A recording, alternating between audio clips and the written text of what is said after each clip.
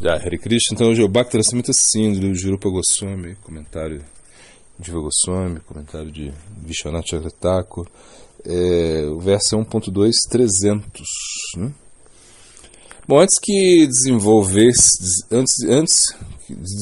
o desejo pelo bhava das gopis, depois de ver a doçura da deidade de Krishna nas gopis, ou depois de ouvir sobre seus passatempos com as gopis, eles são qualificados para o sadhana de qualquer um desses tipos de kama, nuga, bhakti. No Padma Purana é dito que mesmo os homens podem alcançar este bhakti. No comentário de Jiva Goswami aí, os devotos devem ver a doçura particular dos passatempos através das divindades de Krishna e suas consortes, gopis. Ao ouvir sobre a doçura de seu amor e passatempos, né? Ao ouvir sobre a doçura do seu amor e passatempos. Anteriormente, vimos que apenas o ouvir, lembrar depois de ouvir, era mencionado. A intenção é mostrar que no ato de ver também é necessário o auxílio da audição. Sem ouvir, não haverá manifestação de suas formas básicas e passatempos. Ouvir sobre Krishna e as gopis, mesmo sem ver, também é eficaz. Essas pessoas desenvolvem desejo pelo bhava das gopis e assim tornam-se qualificadas sadhanata, né, para esses dois tipos de sadhana. 1.2, 301, 302. Exemplos de homens se tornando gopis são os seguintes. Anteriormente, todos os sábios que viviam na floresta de Dandakaranya, que depois de ver o Sr. Rama desejaram desfrutar de sua forma, alcançaram formas de mulheres e apareceram em Gokula. Alcançando o Senhor, por aquele kama, eles se libertaram do oceano do mundo material. Comentário de Jiva Goswami. Os sábios referem-se a todos aqueles sábios que tiveram desejo de seguir as gopis de Krishna em Gokula. Vendo Rama, eles desejaram desfrutar com ele. Quando ele aparecer no futuro, na bela forma de Krishna, eles então pediram por esse benefício em suas mentes. A futura aparição de Krishna era bem conhecida pelos eruditos das escrituras. Depois de obter uma dádiva silenciosa de Rama, que age como árvore dos desejos, eles alcançaram corpos de mulheres nos ventres das gopis em uma região diferente. Eles então nasceram dessas gopis e então se mudaram para Nanda Gokula, famoso em todos os lugares como Gokula. Devido apenas ao seu karma, eles alcançaram o Senhor na forma do atraente Krishna e posteriormente alcançaram a liberação do oceano material. Essas gopis, sadhana siddhas, são indicadas no verso seguinte. Né? Algumas das gopis, no entanto, não conseguiram sair de suas casas. Em vez disso, permaneceram em casa com os olhos fechados, meditando sobre ele em puro amor. Comentário de Vishwanath Chakravarti. Essas gopis se libertaram do oceano material. Isso significa que se eles se libertaram das porções materiais de seus corpos na hora da dança da raça, quando eles estavam trancados nas suas casas, elas queimaram a parte material dos seus corpos pela separação de Krishna causada por estarem trancadas. A explicação particular disso pode ser vista no comentário de Vishwanatha sobre o 10º canto, né? Esse é o resultado que acompanha o Bhakti. Uma pessoa que serve no caminho de Vaidhi Bhakti com o desejo de um relacionamento conjugal com o Senhor e uma posição elevada, mas sem desejo pelo tipo de amor das gopis, depois de algum tempo, torna-se rainha de Dwarka. Tradução do verso aí, né? 1.2, 303. Comentário de Jiva Goswami. Yaha está no masculino, mas indica qualquer pessoa, seja homem ou mulher. Essas pessoas servem de acordo com o caminho de Vaidhi, com o desejo de uma relação amorosa com Krishna, mas não com a qualidade do amor das gopis. A palavra sushtu, excelente, indica que o desejo é atingido com bhava, como de uma rainha de Dwarka, ao invés de bhava conjugal de uma serva. Servindo de acordo com o Vaidhi Bhakti, embora usando mantras para meditar sobre o amor das gopis, e é claro, usando mantras e procedimentos para meditar sobre o amor das rainhas de Dwarka. Elas alcançaram o bhava das rainhas em vez das gopis. Kavalena significa que elas executaram esse serviço sem ter o desejo de um relacionamento em vraja, assim quando eles, né? Não fala eles, acho que eram os sábios, né? Realizaram o serviço em Vaidhi Bhakti e desejaram um relacionamento conjugal como as rainhas, né? Mas sem o desejo de um relacionamento como as gopis, Kevalena, né? Elas atingiam o status de seguidoras das rainhas de Dwarka. Isso se deve ao grande respeito que elas têm para as rainhas de Dwarka no Avarana Puja, adoração secundária após a adoração a Krishna, usando o mantra de 10 sílabas. Comentário de Vishwanath Chakravarti.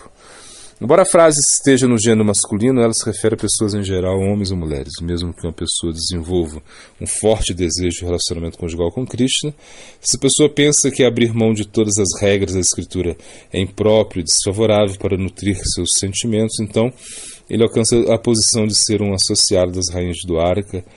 Kevalena Eva indica completamente tanto. Assim, ele segue completamente as regras de Vaidhi Bhakti sem rejeitar quaisquer porções, como meditação em Dwarka, adoração das rainhas, né? Como sendo desfavorável para o seu bhava. Isso é significado pela palavra Eva, exatamente. A definição Amarakosha de Kevalan, Nirnite Kevalan iti tri linga tu. Bom, aí o verso vai grande. Então, o sentido de fixar ou verificar assim um significado, ele serve de acordo com o Vaidhi Bhakti, conforme determinado pelas regras, exatamente, sem rejeitar nada. Aqueles que desejam saborear a doçura de Radha e Krishna em Vrindavan, mas adoram de acordo com o Vaidhi Bhakti, usando os nyasas e mudras, não alcançam Krishna em Dwarka com Rukmini, porque eles não têm essa aspiração. Eles também não podem alcançar Radha e Krishna em Vrindavana, porque eles falta adoração no caminho de Raga. Portanto, como eles têm a predominância de consciência de Krishna como Senhor, né, Aishvarya Gyana, a adoração de acordo com o caminho das regras, eles alcançam Radha e Krishna em uma porção de Vrindavan chamada Goloka. Em correspondência a essa adoração, entende-se que eles não atingem o Vrindavan da doçura pura. Sirupa Goswami elogiou este Goloka como uma porção de Vrindavan no seu Stavamala. Deixa eu ver se está o verso aí. Bom, depois de mostrar Vaikunta minuciosamente aos seus amigos e parentes, com facilidade, ele os trouxe de volta a Vrindavan, já que aquele lugar não tinha ambientes agradáveis ou uma Vrindavana. Que esse Mukunda os proteja. Estava mal aí. A palavra Vaikunta nesse verso significa Krishna Vaikunta Goloka, o lugar onde Krishna reside com majestade. No 10º canto, é descrito como Krishna levou todos os vaqueiros para Goloka, em Vaikunta, lugar de majestade, pertencente a Krishna, a fim de ilustrar a doçura especial de Vrindavan para eles, né?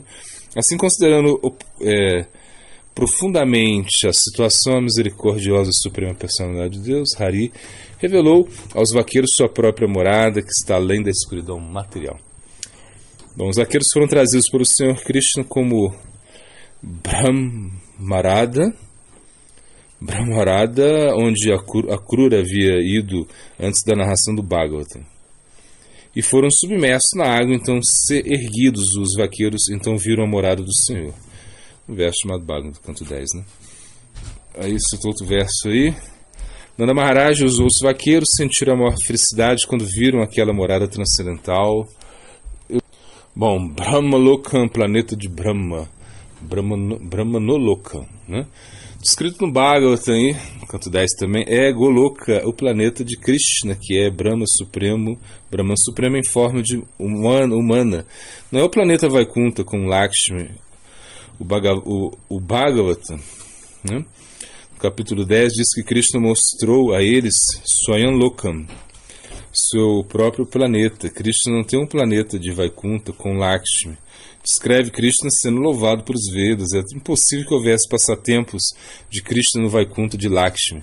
Por isso, Brahmanolokam refere-se a um planeta de Krishna, não Vishnu, chamado Goloka, com majestade, né? Isso é explicado no Vaishnava Toshani e no Lago Bhagavatamrita. Com as palavras Jatu Goloka Nama Syati Tatchago Gokula Vaibhavam. O que se chama Goloka é Gokula, com um majestoso aspecto, Aishvarya Goloka. Também nesse livro é dito que toda Atma Vaibhavatvam Chatasya Tam Mahimo Nachat, a forma da majestade Gokula, Goloka, surge de mostrar poderes maiores. Embora seja uma divergência do tópico, o significado é este: o que é chamado Goloka, Yad Goloka Naman, é apenas majestade, Gokula. Gokula Vaibhavam. Gokula é conhecido por doçura suprema. Goloka é uma porção de Gokula que exibe majestade.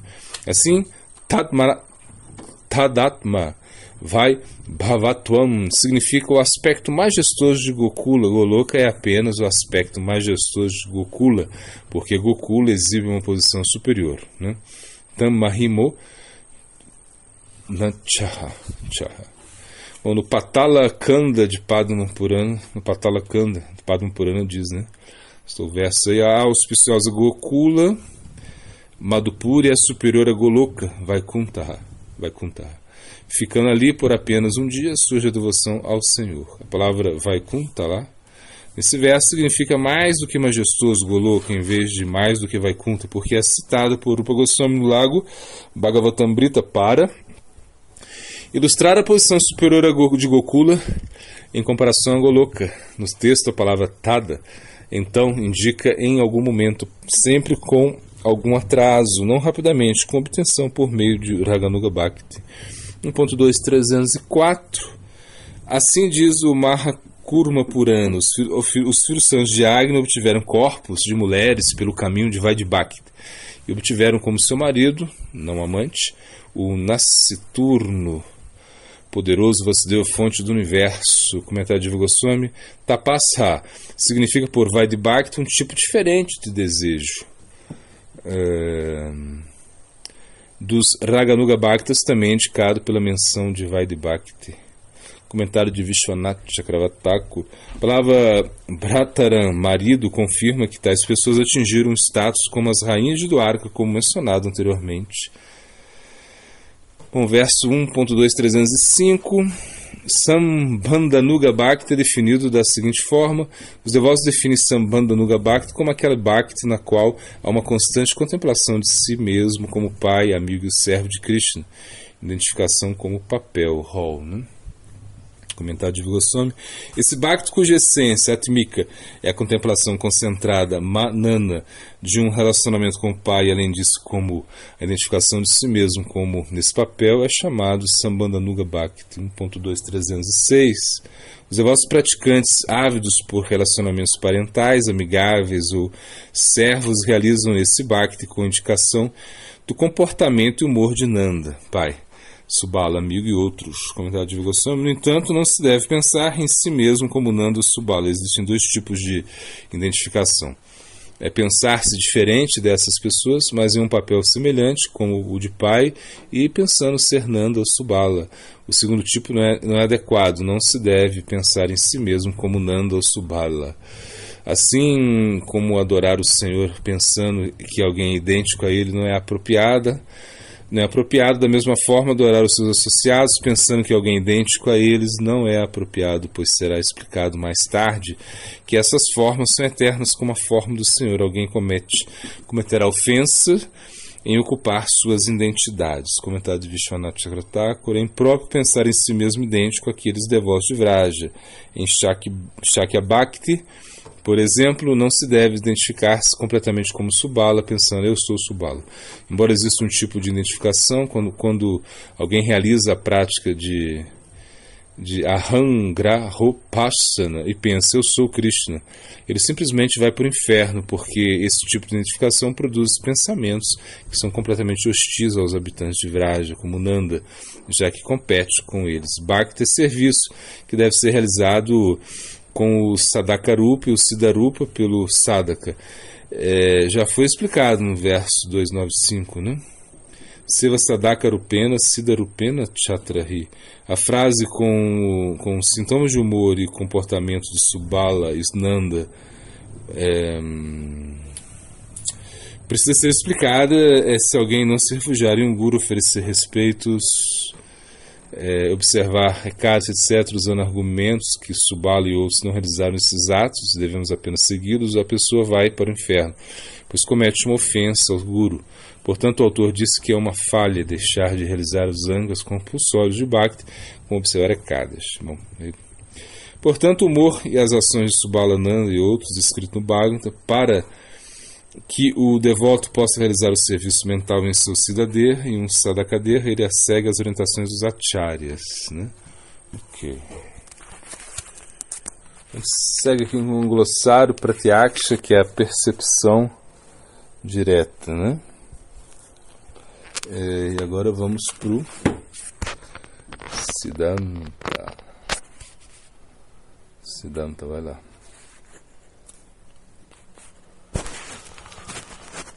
Siddhanta.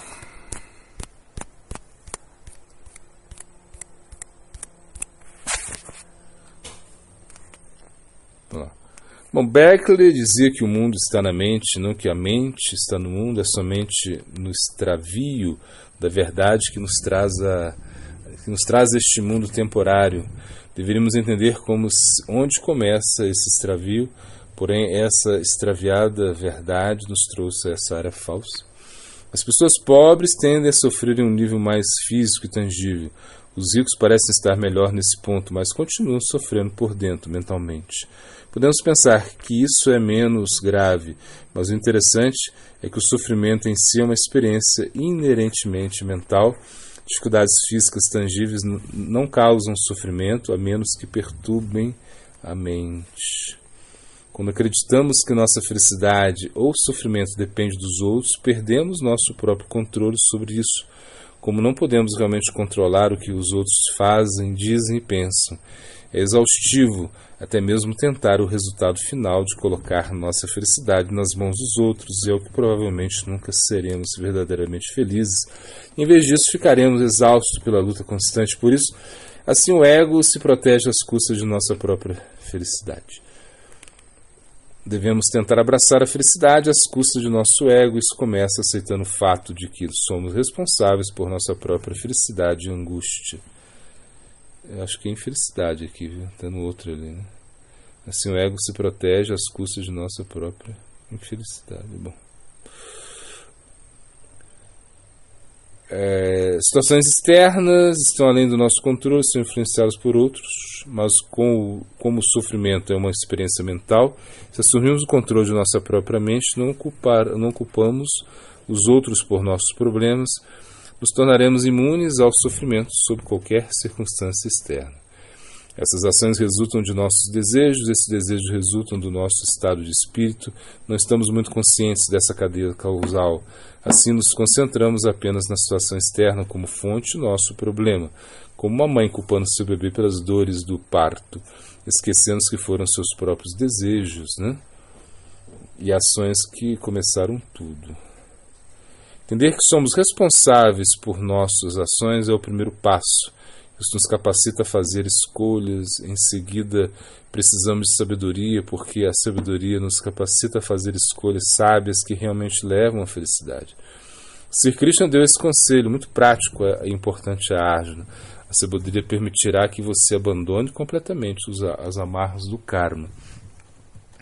Mesmo o objeto induz a miséria, felicidade, inveja e ira em diferentes pessoas. Como pode uma pessoa categoricamente determinar a natureza do objeto? O objeto particular, às vezes, ele invoca amor, sofrimento, ira, felicidade da mesma pessoa. Sendo assim, objetos materiais não têm a capacidade de garantir a felicidade ou infligir sofrimento. Sentimento e felicidade, infelicidade são simplesmente estados mentais. Patanjali diz que pela discriminação da pessoa tudo é miséria. O termo técnico por esse diferente estado mental é vritti. Para nosso banco de memórias de experiência em Em vidas prévias, temos desenvolvido um mecanismo interno que representa o estado particular de prazer ou não. Na ignorância, nós nos identificamos com a mente e o corpo, coletivo e impressões. No estado mental, nós estamos experimentando presentemente as sentenças, ditames, onde sentimos nós mesmos como felizes ou miseráveis. Toda experiência material da diva está fora dela e não dentro, mas é verdade que no estado condicionado a diva não pode experimentar objetos externos sem a ajuda da mente e dos sentidos. No entanto, nenhuma experiência é possível sem a presença da diva no complexo mente-corpo. A Atma pura, testemunha por si mesmo, ela se torna uma testemunha só identificar-se com Buddhi, e Buddhi faz um Vritti, então se tornando testemunha de Buddhi e Vritti. As glórias do serviço ao mestre espiritual têm sido cantadas em todas as escrituras, especialmente nos Upanishads e Puranas. O discípulo que é indiferente ao serviço ao mestre espiritual nunca obterá a misericórdia de Krishna. Dhruva Maharaj disse que se arrepende, pois estava orando para coisas inúteis. Isso era como se desse remédio a uma pessoa que está morta. Ele também dá outro exemplo, que é como se fosse um mendigo pedindo grãos de arroz ao imperador. Ele deu esse exemplo das suas orações pedindo coisas materiais quando ele encontra o Senhor Vishnu e ora assim. A Ahimsa está relacionada a Ashtanga Yoga, no Yoga Sutra de Patanjali, nos ensinamentos de Kapila Deva. O objetivo é tornar a mente isenta de pensamentos e se tornar situada em seu Swarupa. Então, do ponto de vista da Yoga, a Ahimsa é de suma importância, porque Ahimsa traz agitação para a mente e vai contra até mesmo os outros princípios, como veracidade, celibato, não roubar e não possessividade, fazem parte de Ahimsa. A Ahimsa também está relacionada ao sistema Varnashram. O princípio básico desse sistema chamado Karma Yoga é levar a sociedade das gunas inferiores até Sattva para libertar pessoas da escravidão do Karma. Então, do ponto de vista do Varnashram, a Ahimsa é de suma importância, porque Ahimsa cria mau karma e leva a ambas. Outra referência a Ahimsa é em relação à qualidade de Daiva, ou seja, as pessoas em Sattva. Krishna não elenca a Ahimsa como primeira qualidade, embora ela seja listada antes de Satya. Em primeiro lugar na lista está Abhayam, ou destemor, que também implica Ahimsa. Por qualquer um que seja violento com os outros não pode estar livre do medo. É dada uma importância geral da Ahimsa porque no mundo material uma pessoa subsiste de Ahimsa, Diva Divasa Divanam. Então, a Ahimsa é inevitável, portanto, a ênfase é dada para minimizá-la. Pode-se viver sem contar mentiras, mas não se deve viver sem Ahimsa. E Ahimsa tem consequências terríveis. No Varnashram deve-se fazer um Bhuta Yagna, um dos 5 Maha Yagnas, para neutralizar a Ahimsa inevitável. No caminho do Bhakti também se recomenda minimizar Ahimsa. O objetivo final do Bhakti é ver Bhagavan em todos os lugares, Vasudevaham Sarvaiti. Isso não será possível se alguém estiver envolvido em Ahimsa. Ok, agora vamos para o Haribhakti Vilas. Ainda tem um aí.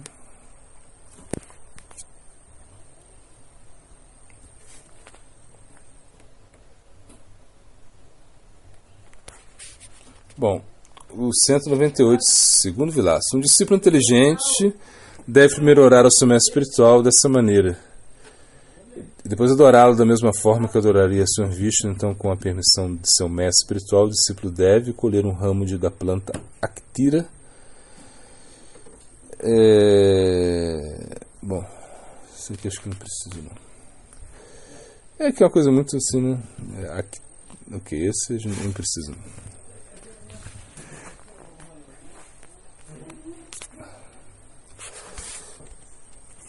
Vamos lá para o versos.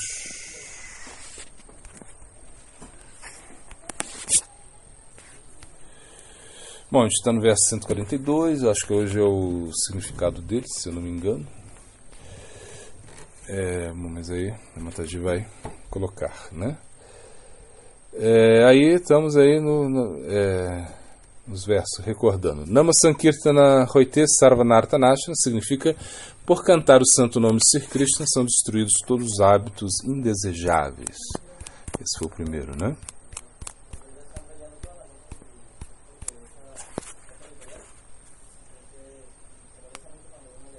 Bom, Kriti Sadhya Bhave Sadhya Bhava, quando o serviço funcional transcendental pelo qual o amor por Krishna é alcançado, executado pelos sentidos, e Sadhana Bida Bida é chamado Sadhana Bhakti, o serviço devocional regulado, né?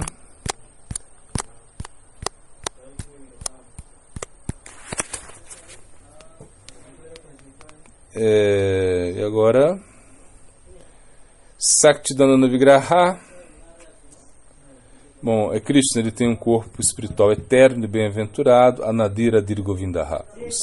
O Senhor Govinda é a origem de tudo, ele não tem outra origem.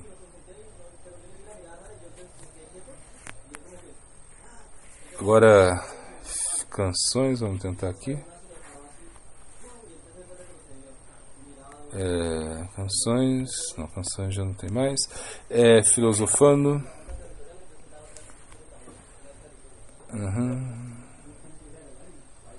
Bom, o que o homem superior procura está em si mesmo, o que o homem pequeno procura está nos outros. Confúcio. E Prapana Divanambrita, o néctar da imortalidade, vida e néctar das almas rendidas, né? Imortalidade positiva e progressiva, Sri Sri Prapana Divanambrita Sasara Maharaj. Está no verso 10. Bom, mesmo que os mais baixos entre os homens são liberados por meio da rendição, ó duas vezes nascido, pelas pessoas destituídas de todas as práticas virtuosas, que são párias, malfeitores, enganadoras, audiciosas, egoístas, viciadas, intoxicantes, sementeiras do pecado, maliciosas de natureza cruel, grosseiramente apaixonadas por filhos, esposas, fortuna, etc. Mesmo tais pessoas extremamente decaídas são liberadas através da rendição aos pés de Govinda.